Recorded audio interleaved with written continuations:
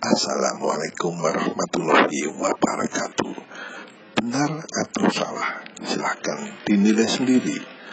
Namun jangan berprasangka, karena sebagian prasangka itu dosa. Pak Jokowi itu kalau diselidiki dengan baik, itu menjadi presiden, mula-mula kan reluctant. Masih ingat nggak kampanye dia jadi gubernur? Kalau ditanya wartawan soal presiden, oh tidak, mau jadi gubernur saja. Tapi ada satu keadaan yang Anda tidak akan bisa tolak kalau Anda didorong naik ke situ. Siapa yang mendorong naik ke situ? Adalah macam-macam kekuatan. Itu yang saya sebut oligarki. Dalam salah sebuah buku saya cerita mengenai debt collector. Jadi ini kalau bisnis, orang yang memperjuangkan Pak Jokowi jadi presiden itu orang yang satu kali menjadi debt collector. Gua angkat lu jadi presiden, gua dapat apa? Gitu ya. Nah itu sebabnya saya tidak mengeritik Pak Jokowi sebagai pribadi. Tadi siapa yang mengatakan itu? Ya, sistem. Ini sebuah sistem. Jokowi itu kan tidak punya partai. Dia itu bukan kader PDIP. Diaku sebagai kader PDIP. Dia bukan orang partai. Nah, dia sekarang menghadapi tahun-tahun terakhir meninggalkan istana. Siapa yang akan membela dia? So, pasti akan banyak tuntutan. Jadi dia harus berkompromi dengan banyak oligar. Oligar itu ada yang Megawati, oligar itu ada Luhut Panjaitan, ada siapa namanya Surya Paloh, bahkan polisi pun sekarang sudah menjadi oligar. Kekuasaan polisi, kekuatan polisi adalah bisa mengkriminalkan orang. Dan kalau mau mengkriminalkan orang, tidak terlalu susah untuk menemukan alasan untuk itu.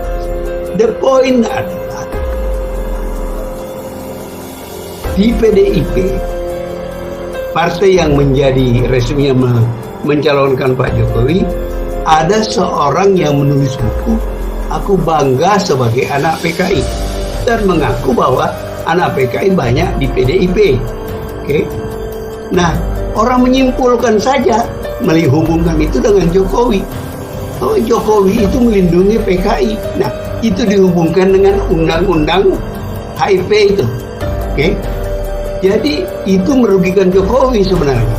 Karena yang mendukung dia adalah PDIP.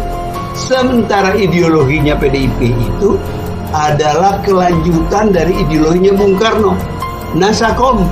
Dan itu dilanjutkan oleh PDIP sekarang di bawah pimpinan Ibu Megawati. Guru Besar Ilmu Politik Universitas Pertahanan Profesor Salim Said mengungkapkan, sampai saat ini publik masih menganggap Presiden Joko Widodo melindungi PKI. Banyak juga yang menuduh Presiden ke-7 RI itu keturunan PKI. Menurut Salim, tuduhan itu lantaran Jokowi diusung oleh PDIP. Di PDIP ada kader yang menulis buku "Aku Bangga Jadi Anak PKI" dan banyak keturunan komunis di partai berlambang kepala banteng itu. Oleh karena itu, orang-orang lantas menghubungkan Jokowi dengan menyebutnya melindungi PKI. Tuduhan itu juga dihubungkan dengan RUU HIP. Profesor Salim menilai tuduhan itu sangat merugikan Jokowi sebagai pengamat politik sekaligus ilmuwan sosial. Mantan ambasador RI untuk Republik Ceko itu mencermati soal Jokowi yang dikaitkan dengan PKI. Dia tidak terlalu percaya Jokowi itu komunis. Dia berada dalam posisi sulit saja karena yang mendukung dia adalah PDIP. Begitulah tegasnya dalam kanal Hersubeno di YouTube. Lebih lanjut, Profesor Salim mengatakan PDIP meneruskan ideologi Bung Karno tentang nasionalisme, agama, dan komunisme atau Nasakom. Bung Karno sampai akhir hayatnya juga tak pernah mengutuk PKI ataupun meninggalkan Nasakom. Menurut dia, ideologi Nasakom itu tampaknya dipertahankan oleh PDIP. Itulah sebabnya, kata Salim, PDIP tidak terganggu dengan pernyataan Ripka Ciptaning yang mengaku bangga sebagai anak PKI sebab pengakuan Ripka tidak bertentangan dengan ideologi Bung Karno.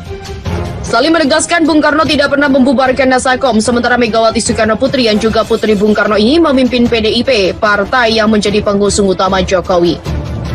Korbannya salah satunya adalah Jokowi, tetapi dia tidak bisa apa-apa karena perpolitikan dikelola berjamaah oleh para oligarki. Oleh karena itu, Profesor Salim menilai modal Jokowi saat ini hanya tanda tangan, keputusan apapun tidak akan bisa berjalan tanpa tanda tangan Jokowi. Salim mengatakan, Jokowi bisa menjadi presiden karena bertemu sejumlah oligarki yang punya kepentingan. Ketika Jokowi menjadi presiden, kelompok-kelompok oligarki pun menagih. Mereka oligarki inginkan itu, kebijakan-kebijakan yang menguntungkan mereka dan tercermin dari macam-macam urusan serta usulan RUU yang dibahas di DPR. Sementara tak sedikit yang curiga bahwa keturunan PKI dan masyarakat yang berupaya untuk dihidupkan kembali komunisme telah memilih untuk berafiliasi ke PDIP. Kecurigaan ini muncul terutama setelah salah seorang kader PDIP menulis buku berjudul Aku Bangga Jadi Anak PKI. Kecurigaan juga makin menguat ketika ada sejumlah pihak yang mendesak Jokowi atas nama kepala negara meminta maaf kepada PKI. Alasannya PKI itu adalah korban dan beruntung Jokowi menolak, jika tidak akan ada gejolak yang tak perlu terjadi. Belakangan, usulan dari fraksi PDIP atas RUHIP yang mengusung Trisila dan Ekasila serta menolak TAP MPRS nomor 25 tahun 1966 menjadi bagian dari konsiderannya seperti anti klimaks terhadap kecurigaan itu. Jangan salah paham, menuduh PKI itu adalah PDIP tentu keliru, tetapi mencurigai bahwa ada orang-orang yang berpaham komunis di PDIP memang tak mudah dibuktikan secara hukum, terlebih ketika hukum berada dalam kendali politik. Maka maklumat MUI pada poin 5 yang berisi tuntutan untuk mengusut tuntas pengusul RUHIP tidak mudah untuk dipenuhi, dengan kata lain diabaikan. Sebelumnya, keputusan Kongres Umat Islam Indonesia atau KUII yang diselenggarakan MUI di Pangkal Pinang, Bangka Belitung yang menuntut agar BPIB dibubarkan juga tak dipenuhi. Malah sebaliknya, pemerintah justru mengeluarkan usulan RUU BPIP. Ini adalah tamparan keras terhadap MUI dan semua ormas yang mengikuti KUII, sekaligus menunjukkan bahwa MUI tak cukup kuat untuk menekan penguasa. Beberapa pekan ini isu HIP juga mulai meredup meski RUHIP belum dicabut dari prolegnas. Mungkinkah pemerintah dan DPR sengaja mengulur waktu dan berupaya melunakkan MUI dan pihak-pihak yang menolak HIP agar MUI yang jawab kembali kepada PDIP? Bahwa stigma terhadap partai yang dipimpin Megawati ini berkaitan dengan isu komunisme akhir-akhir ini memang semakin menguat. Apakah ini akan ada pengaruhnya terhadap elektabilitas Partai Banteng? Jika berpengaruh, PDIP hanya butuh satu kalimat saja. Melalui Ketua Umum yaitu Megawati cukup membuat satu kalimat sebagai pernyataan resmi bahwa PDIP anti PKI.